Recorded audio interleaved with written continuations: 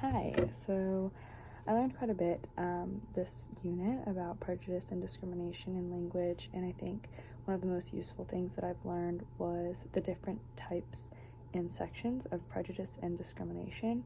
I liked how it had the different setup of the four different types of prejudice discrimination, non-prejudice discrimination, prejudice non-discrimination, and unprejudiced non-discrimination or discrimination. And I like how it told the differences between each one, because I had never really thought about how someone could be unprejudiced but also discriminatory in their actions. And when I was doing some research on the examples, I understood that it was like a lot of the time it had to do with their authorities, and they had to like set a standard at a certain level, and kind of like what I was talking about on my test. They had to set the standard somewhere, and they weren't trying to be discriminatory against this person necessarily because of their views, but they were still acting in that way. I thought that was really interesting, and it made me be more mindful of that. And I'm like, oh, I hope that I'm not doing that to anyone. And then if I could help in Bible translation, I would.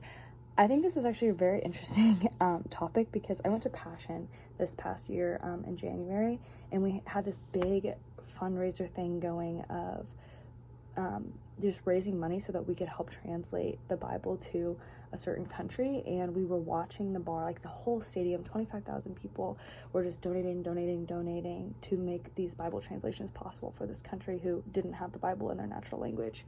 And I was actually able to contribute to that. So I think that, and I'm not saying that to toot my own horn, but I think that it's really cool that I was able to be set up part of something so much bigger than myself. I mean, we raised over $1 million. It was insane. It was so cool to see.